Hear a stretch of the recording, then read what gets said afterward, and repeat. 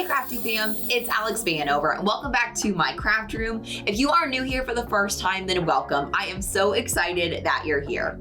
In this video, I'm going to show you how to use my favorite stencil vinyl to stencil your very own wooden sign using your Cricut. So let's get started.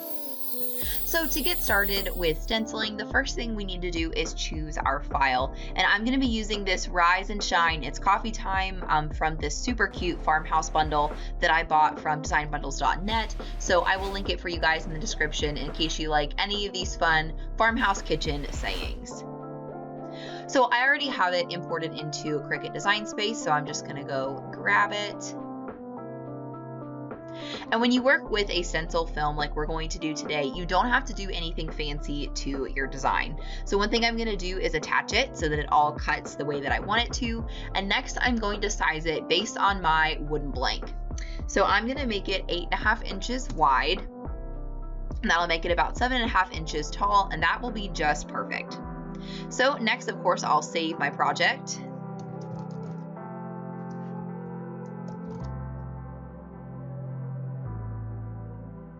And then once it's saved, I'll click the green Make It button. And like I said, we don't need to do anything fancy here. Stencil film is adhesive vinyl, so I'll just click Continue. Then when your machine connects, you can choose your cut setting. I'm gonna be using Starmask 900, which you guys, I am obsessed with. Of course, if you've never cut stencil film before, make sure to do a test cut on your machine before cutting your entire design. But for mine, it cuts super easily right on this setting. So let's hop over to my Cricut and I'll show you how to cut it and apply this to your wood blank. Add the stencil vinyl to the mat just the way that you would normally cut vinyl. Then you can insert the mat in your Cricut machine and let it cut just like it normally would. Begin by weeding the parts of your design that you would normally keep.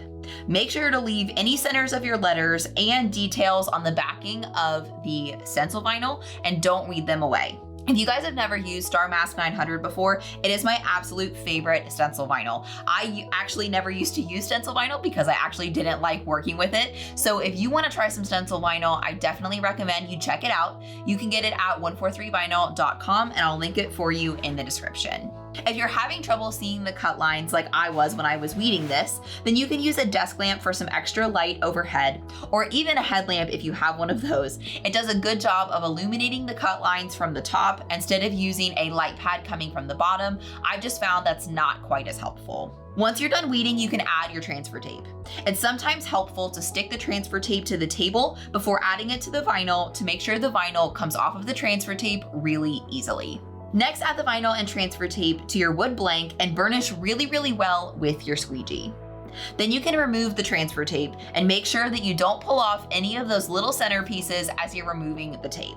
This part is optional, but I like to roll a 143 vinyl ball all over the vinyl once the transfer tape is off to make sure the vinyl is really well worked into the texture of the wood.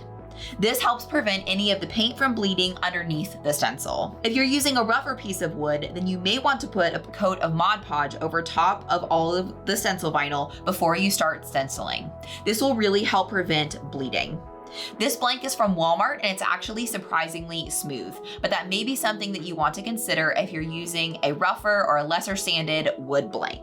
Now it's time to start stenciling. I'm going to be using chalk paint for more of a rustic look with my sign, but you can also use acrylic paint and that works really well.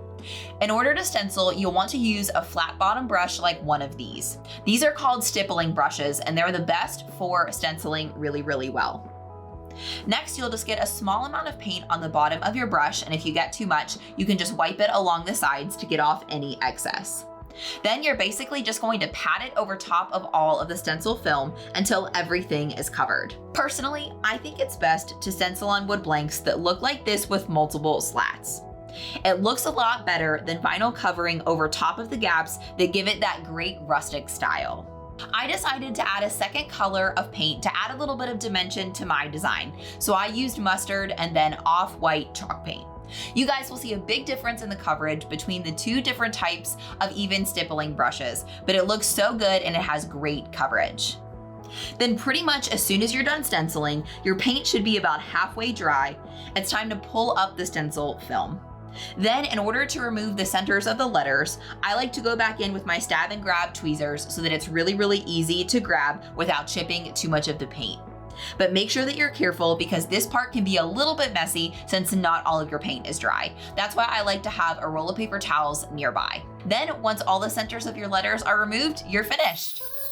If you make anything using my tutorials, whether it's a wooden sign or something else, and you share it out on Instagram, please use the hashtag DIYAlex because I love seeing what you guys are crafting. And if you've made it this far in the video, then I really want to get to know you on social media. So please find me at DIYAlexVanover on pretty much all major social platforms. I'll also link everything down in the description below so it's super easy to find.